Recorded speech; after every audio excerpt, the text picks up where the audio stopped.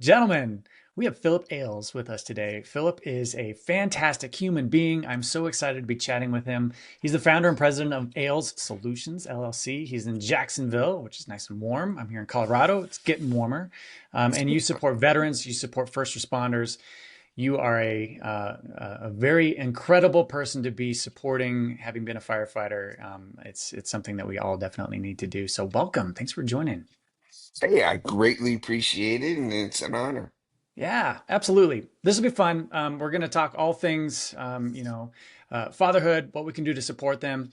First, though, hmm just want to learn. You served in active duty in combat. Can you kind of give me your background a little bit, when you joined the armed forces and why you're so passionate about helping veterans who either are still in or just coming out?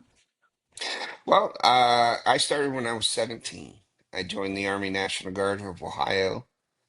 Uh, and what my plan was, I loved law enforcement. And I didn't grow up, or I grew up in a poor middle class area of Dayton and didn't see a way out. But what I come to find out, what I needed most was discipline and purpose, direction, and motivation. And the military gives you that. If you want it or not, you have to learn to improvise, adapt, and overcome any situation. Well, they indoctrinate you into it is phenomenal. They taught me every life skills that I've used every day, and they spent a lot of money training me, and that's what's been a constant in my life since I was 17. Uh, and I went active duty, uh, was in Korea when 9/11 happened, then got deployed to Ground Zero, Fort Hamilton in New York. Uh, so I've been to Ground Zero. Then I got deployed to the Pentagon to do their physical security. So I got to stand there. And then in Iraq, I sat in Saddam's chair in the multinational forces headquarters because I had top secret clearance. I looked at it, I went anywhere they'd let me because I lived history. And most people don't realize that because my kids had no clue what I was doing. But I come home with pictures and this and that, doing things in Africa and realizing I was blessed with being born in the United States and realizing the power of a citizen of the United States. I've met the congressman, I've met a lot of different people because of law enforcement. And you realize they're just people. We're all in this together. My universe and your universe are different because I didn't grow up in Colorado. I've been there, but these are the things people don't take in consideration. What happens with you in Colorado is not necessarily the same stuff that happens here in Jacksonville, Florida. You're not worried about hurricanes, but you're definitely worried about blizzards and things like that. So that's one thing that I'm thoroughly grateful for the military allowing me to grow and to develop into the man I am today. And go ahead. Well, I'm just curious, and I couldn't agree more. The military helps to shape, especially young boys, into hmm very virtuous men. In today's day and age, I know we have a huge challenge with recruitment in the military. That's changing a little bit. Would you send your kids, if they were 18, to the military today, knowing what you know now versus what you did then? It's not the same military that I retired in 2013 because I saw they considered me old school military. Because you gotta look at it as our whole responsibility is to take care of the troops and uphold the standards. And if you can't do either one, you fail. Because it's not about me. It's about how many I could keep alive when we go over to do our job and prepare each other with the right mindset. Because the warrior mindset I had, I knew how to thrive in chaos. Yeah. It was my comfort zone because I had ADHD, PTSD, and all those other acronyms combined into it that I repress and I put up blocks, and there's things I don't remember on purpose. Right. Now, how do you take all that mindset, that warrior fight, and then come home and your kids tell you I'm not cleaning my room? Wait a minute, that wasn't a suggestion. That was a direct. But you can't, and I had three daughters, and they're like, we're not one of your soldiers. Yada, yada, yada. And what I found out is communication barriers. I didn't know how to talk to them. And I can't force them into doing anything. Now, it's about trying to teach them as much as I can in the short period of time that we have. I mean, because before you know it, your kids are in their 20s doing their own thing. Now, as a dad, what do you do? And that's Yeah. where I had a hard time because I provided for my family, but yet it was a whole nother world that they didn't get. I lived in a whole nother world compared to them because none of my problems were their problems. And getting them to understand, wait a minute, I don't let grown men yell at me. Why in the heck would I let my daughter? And that's one of the things that needed to learn to balance that out because I looked at it as long as I'm responsible for you, I make the rules. When you turn 18, hey, you go to jail, not me. And that's the reality behind it. And these kids nowadays, their parents want to fix everything. No, let them fall down, break a leg. They'll learn not to do it again. Yeah. And because my generation is probably close to yours, we were latchkey kids. Yep.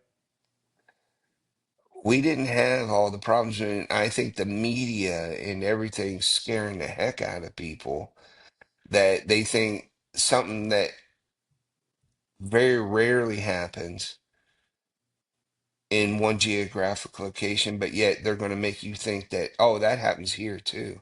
Well, no, no, it really doesn't. Yeah. And, but I think for me, it was teaching my daughters how to be self-sufficient and where you don't need anybody else, but it's really nice to have. Absolutely. But I think that's part of what we need to do, even for first responders. We're all in that same chaotic things because we've seen the horrors of humanity. It's interesting. My wife told me she's read something somewhere to just finalize that point of the amount of kids presenting to an emergency department these days with a broken bone has fallen off a cliff because we're all Hmm. coddling our kids so much. But look at all the mental problems they have. So maybe they should be outside breaking their arms some more instead of on a screen. So no, that's such a good point. You mentioned something that's very interesting, Philip, about the chaos, right? Hmm. Especially in an active war zone environment, being able to calm yourself down, approach a situation with poise, and more importantly, lead other men so Hmm. that they are also calm, composed, and focused is huge. We do it on the public safety side as well, right? If I'm presenting to a structure fire and I'm the lead engine that's arriving, I have to set the scene up. Or if I'm doing a cardiac arrest and I'm in charge, I have to lead that with a calm, composed manner. Bringing that mindset into when your kids say, no, I'm not cleaning, or you're trying to get three kids out the door to school in the morning and it's chaos. What are some of the tips that you might have, Philip, in terms of taking the warrior mindset, which I want to touch on in a second, into the home to be able to bring calm from that chaos? that was the hardest part. It took me 10 years Right. because I recognized it wasn't my kids that were the problem. I'm the problem because I'm used to structure and get things done. Civilian side, that moves at a snail's pace. When I want it done now, I didn't, I said go clean your room now. Not tomorrow, not next week, now. Well, and then they go in there and start cleaning and start playing with all the toys that they lost in the filth. And you, for me, it was checking myself and realizing that every time I got angry, I lost. Yeah. Every time I lost my temper and yelled at them, even though they built up to it, because it was probably the seventh time I told them to get something done, and then I go into fight mode. And but what they're doing the same thing against me is like, well, I don't have a voice. Well, no, you don't. You're a kid. Well, yes, I have rights. I said, yeah, you have the right to shut up. But realizing it, and it was the way I was communicating with them because they didn't understand me. They thought I thought the way they did. And but I'd seen so much stuff and repressed so much stuff and put up walls to where as so I can maintain that level head and not worry about something at home when I'm dealing with life or death in front of me. And most people only see trauma one to two times in their lifetime. Right. That's a Monday morning. Exactly. And now the mental I and that's one thing we never talked about was wellness. Wait a minute, why are you so and that's I had to ask myself, why am I so angry? It's because I have no control over it. And that's one thing I'm supposed to be the head of the household. What I say. But what I found out is I was gone a lot. So what I ended up doing was throwing a monkey wrench into their whole works because I would try to correct it and fix it to what my vision was and not taking consideration theirs. And that's where I learned is like, okay, maybe there's better ways to say it. And I can't control them. I can control me and how I perceive what they're doing because I'm a big picture person and they're pigeonholed into whatever's going on in their individual lives Right. and how they're processing that information. Well, part of being a leader is you got to know your people. I didn't know my daughters. I knew dudes I went to war with backwards and forwards because I took the time. And I think that's where, as a parent, uh, I had to recognize that. And because they were like, we just want you to admit it happened. We can get through it. And I was like, well, that blocking thing. But, and I do. And then I started looking at it from their perspective. I could see where I was an a-hole Yeah. to them because that's all they knew. They didn't have my experiences, my knowledge, my everything of way I process things. I have to look at it as we're only as strong as the weakest link. Well, is it my job to break it off or to weld it tighter to where it's strong as everything else? I choose the strong as everything else. Yeah. You can't give up on your kid. And I think that was a major turning point because my current wife, my first marriage went to heck because we grew apart, not together. And but my current wife taught me how to love. I thought love was fornication. But no, there's so much more to it that it, it's about loving yourself and being the right, doing the good in your heart, regardless if everybody's doing it wrong. You got to stay tight to what you want and where you want to be in 5, 10, 15 years. You want to have grandkids so you can give them back. Spoil the heck out of them and give them back. Yep. Speaking of love, you talk a lot, especially on LinkedIn and places, about the warrior to love mindset. Yes. Um, I follow a guy, John Lovell. I'm not sure if you've heard of Hmm. him. He was a former Ranger. He has a book, Warrior Poets, Warrior to Poet.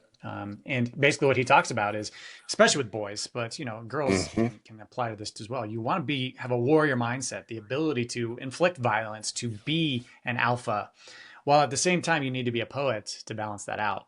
So, can you talk a little bit more about your warrior to love approach to life? Yeah. Stop.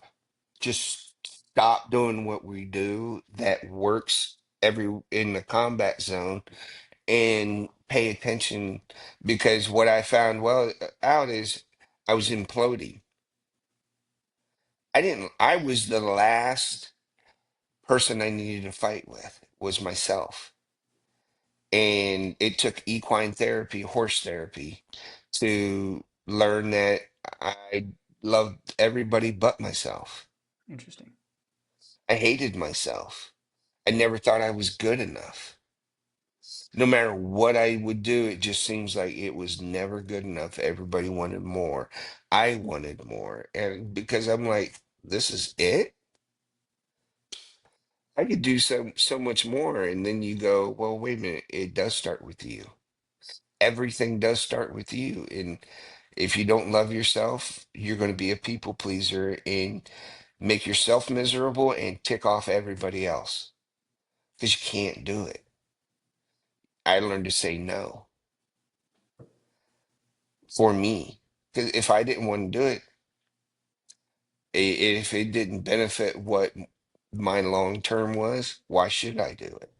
Yeah. It benefits you, but at my expense. So of course you're going to get mad when I stop doing it. Well, do it yourself. And that's what I tried to get in my first marriage, and there was no communication. Uh, and it was a toxic environment. And so uh, I just lost everything because when I came back from Iraq, I couldn't get out of that warrior mindset. And so I was confident. Other people see it as arrogance Right. because I don't have time to mess with your feelings. I have to deal with this immediate threat. Once the immediate threat's over, let's have some coffee. Let's have a conversation. But until then, we all need to slow our rolls. And that's what I found out with a lot of veterans that get into these like Wounded Warrior Project, Team Rubicon, Operation New Uniform. They get into those, well, they're still that warrior. And when they try to get in and change it to what they believe, and that's when you have all these alphas that are trying to outdo each other. Well, wait a minute, stop. You're not the reason why this organization exists. It's somebody else's vision. If you don't like it, go start your own. Yeah. And getting people to understand that, because I sat here, I was depressed because of COVID and everything. I have all this education and knowledge. I can't just sit back and do nothing. I'm bored. It Reality is when you get your bases covered, you got a great solid foundation. I just want to see how far I can build and how much we can influence each other into being the best people that we can be. And it all starts with me. Fantastic. I've got two more quick questions for you, but first, Okay. where Philip, can people find more about you or learn more about you, sir? I just Google my name or ailessolutions.com because I also do officiate weddings. What better place to get immersed into a loving environment than a wedding? Couldn't agree more. And I get to witness the energy and the passion felt by two people committing to each other in front of their friends, their family, and the world. And most people don't realize that's a pivotal moment. And I can make it really good or I can make it horrible. I don't do it horrible, but because I do have my brand. And it's about them. It's about the celebration of life between them to share that love and that energy. And my battery gets, oh, it gets overflowing because I get to experience it. And I did it 3 days this past week. Wow. And I've got a busy weekend coming up. And I, it gives me peace. Yeah, I can only imagine. And you get to know this couple and you get to really give them, impart some great knowledge on them and send them off. 30 seconds or so. This is one of the more important questions, for the dad that's watching right now. What's Okay. your best advice, Philip, for a dad who's really looking to level up with their wife, their kids in 2025? Stop, use your leadership skills for your family because honestly, that's the reason why I did everything. You need to communicate openly without judgment and accept them for who they are, not what you think they should be. And your kids will develop as they go. Just be there for well, let you be the first information that they can get, that they can trust. And that's why a lot of my wife and I started Warrior to Love's podcast. Yep. And it's about being seen. One of the episodes about being seen, one's about he said she heard, and he said she heard. You find out you're saying the exact same thing, but she's coming from the top, you're barreling from underneath, and it's about coming to that common ground and realize that what do you do if they're right? Huh? Exactly. And you're the only one to control you. So I asked this last question, sir, to everybody Okay. that I have the honor of hosting on this podcast, and I call it my diamond advice. So you have three Hmm. girls; they're all in their 20s. Two of them are twins, so they're out of the house. And hypothetically, Philip, you have given them all the knowledge that you possibly can, but they've forgotten everything. Everything except for one piece of diamond advice that they can take with them for the rest of their lives. What would that one piece of advice be to your three girls? Be curious and always learning because if you don't know it, you can always learn it.